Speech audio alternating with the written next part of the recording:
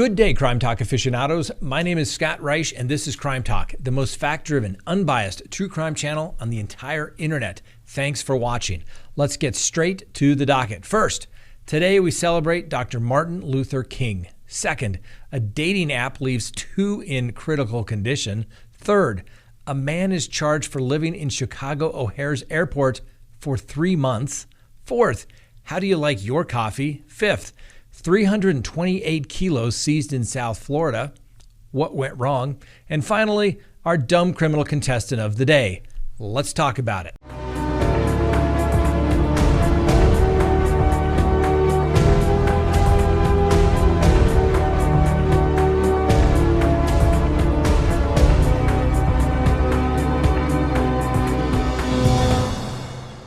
Good day, Crime Talk aficionados. This is Crime Talk. My name is Scott Reisch. Thanks for watching. If you haven't done so already, please hit that subscribe button. Hit that little bell so that you receive notifications when we go live or put up new content.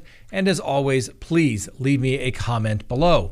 We will go live tomorrow night at 6 p.m. Mountain Time.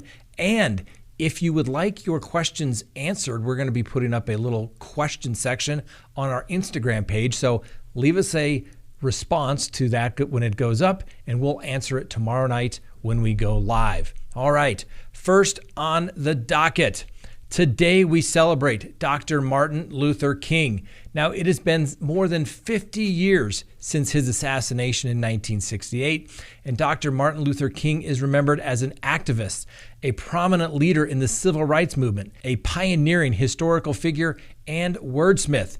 His impact is still felt today, and we continue to look to him for strength when we fight for racial equality, which seems unending some days. Throughout his years of public service, the Nobel Peace Prize winner wrote and delivered speeches, the most notably being his 1963 I Have a Dream address. That provided wisdom that still holds true today. Let's take a quick listen. Up results in two in critical condition.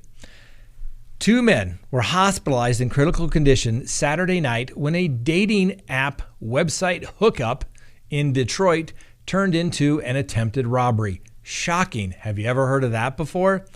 Police said a 57-year-old man met a woman on a website and arranged to meet her at her West Side apartment. When he arrived, however, the woman was not alone. That's right, her 18-year-old boyfriend was there waiting. The boyfriend, who was armed and tried to rob the man, well, guess what? The 57-year-old was also armed, and needless to say, the two exchanged fire, and both were struck multiple times. The older man did have a concealed carry permit. Frankly, it wouldn't matter if he didn't. Depending on who drew first, it would be self-defense. Both weapons were in fact recovered, so I guess everybody has that going for them. Needless to say, you have to be careful when you're meeting new people. All right, it may seem legit, and in today's world, everybody's going to apps and swiping left or swiping right, I guess, but be careful. This is why we recommend everyone go to crimetalksearch.com whenever you're meeting new people. When you do that, you will be able to search anonymously that person that you are curious about. And guess what? You'll get a report regarding their social media presence, their email addresses, their phone numbers. You'll get information regarding background searches. You will get information regarding their marital status, property records, and civil judgments.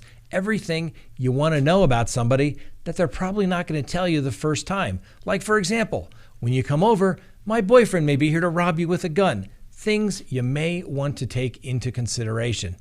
Be careful out there, ladies and gentlemen.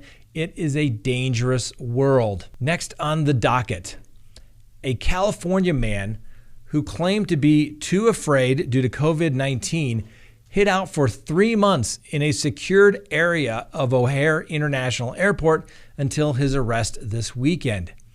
Aditya Singh, 36, is charged with felony criminal trespass to a restricted area of an airport as well as misdemeanor theft. In a bond appearance this weekend, prosecutors said that Singh arrived at O'Hare on a flight from Los Angeles on October 19th and had allegedly lived in the airport security zone ever since without detection. When the judge heard the bond argument, she wanted to make sure that the prosecutor had correctly detailed the allegations.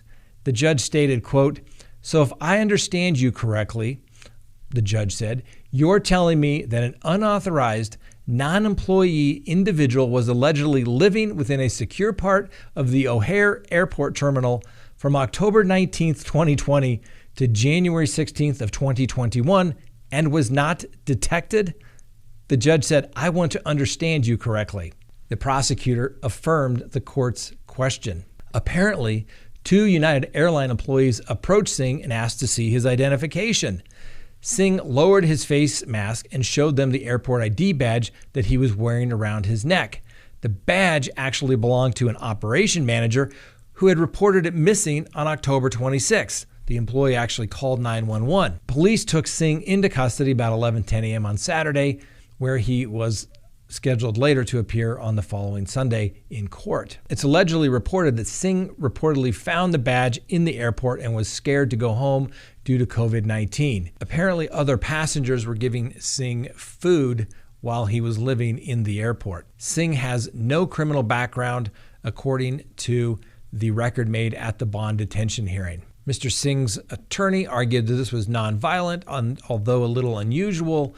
Nothing had taken place other than he was allegedly where he should not have been. The court set Mr. Singh's bond at $1,000 that he needs for his release. It's unclear whether he'll actually make it, since he apparently had no money while he was in the airport. As a condition of his bond, Singh is prohibited from stepping foot in the airport again if he's able to post the bond. The court said they find that these facts and circumstances are quite shocking for the alleged period of time that this occurred, being that this is a secured part of the airport under a fake ID badge, allegedly, based upon the need for airports to be absolutely secure so that the people feel safe to travel. The court found that these actions make him a danger to the community. Mr. Singh may be a danger to the community, to the court, but I think the bigger question is, how could this man have been roaming the airport for 3 months and nobody noticed? Perhaps the police that patrol Chicago O'Hare have some explaining to do. Next on the docket, how do you like your coffee? Well, a 70-year-old woman has been arrested after being filmed allegedly poisoning her husband's coffee with ant and roach killer on more than one occasion. The incident occurred on January 12th when 70-year-old Suncha Tenerva of Queens, New York, was caught on video surveillance placing a white powdery substance from a bottle with a red cap and a yellow label into her husband's coffee. Tenerva retrieved the bottle from the cabinet under the sink and allegedly spiked her husband's coffee on 2 or 3 occasions. Detectives recovered the bottle with the red cap and yellow label from the spot under the sink. Authorities then discovered that the contents of the bottle allegedly contained 100% boric acid, a substance that is used to kill ants and roaches. Now, people who have eaten boric acid have suffered nausea, vomiting, stomach aches, and diarrhea.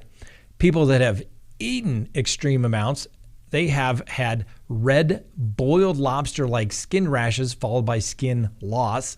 And people who have breathed borax have had dry mouth, nose, and throat. Coughing, sore throat, shortness of breath, and nosebleeds have also been reported. Miss Tenerva's husband apparently only suffered minor illness, but this is being charged as domestic violence. Miss Tenerva has been charged with assault in the 2nd degree, reckless endangerment in the 2nd degree, and criminal possession of a weapon in the 4th degree. She has court again on March 10th. We'll see how that case continues to go.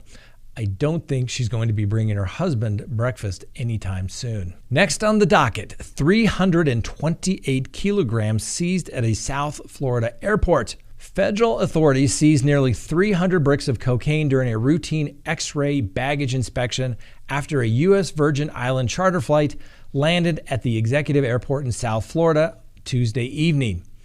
6 people, including 2 officers, were arrested after agents found 328 kilograms, 723 pounds, of cocaine in 294 plastic-wrapped bricks of cocaine at the Miami Opelika Executive Airport on Tuesday evening.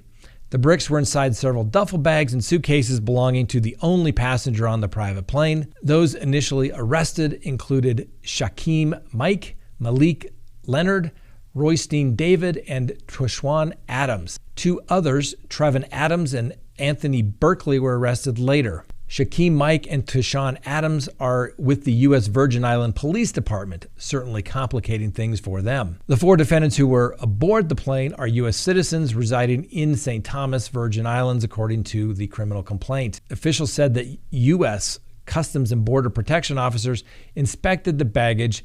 Mike fled the airport, but he later returned to surrender. During questioning, Tushwan Adams told customs officers that he arranged with Mike to smuggle the cocaine on the private charter from St. Thomas. He also told the agents that Mike paid half of the charter fees, $11,000 up front, and then gave money orders to Tushwan Adams to pay another $11,000. Now, this has got to be one of the dumbest crimes ever.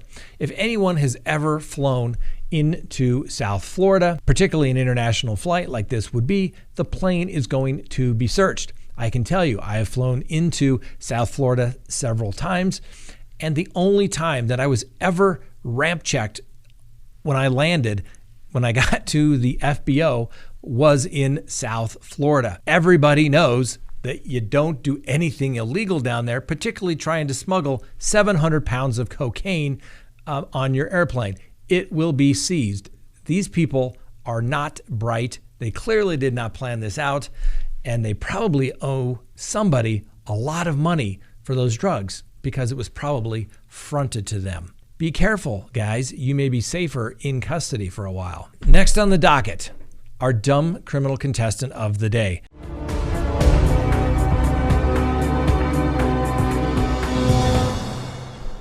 And by an overwhelming vote count, our dumb criminal contestants of the week were Asim Hiltz and Sharif Frazier, the 2 gentlemen that returned their rental car without taking their drugs.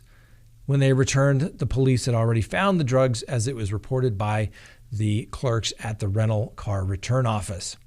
So, Mr. Hiltz, Mr. Frazier, you are a dumb criminal contestant of the week. You can expect a mug headed your way. Try not to lose it. Try not to forget it. Could save your life someday. Now, our dumb criminal contestant of the day. Please meet Esquiel Robles. He's 40 years old. He was subject to a traffic stop the other day in North Dakota. He apparently was on probation for narcotics possession and was apparently trying to throw these police officers off. If there was any trouble to be had, the drugs was not an issue. Why do we know that? Because he was wearing his Don't Do Drugs shirt. Well, needless to say, when the police searched Mr. Robles' vehicle, they found a baggie containing meth and a spoon with meth residue. Mr. Robles, you are our dumb criminal contestant of the day, but nice head fake trying to throw the police officers off. You deserve it. You're our dumb criminal contestant of the day. Congratulations. All right. Thank you all for watching. We will see you tomorrow on Crime Talk. And don't forget, we have our live program and then our Patreon immediately thereafter. We look forward to seeing you there. Have a wonderful day, and we'll see you next time on Crime Talk.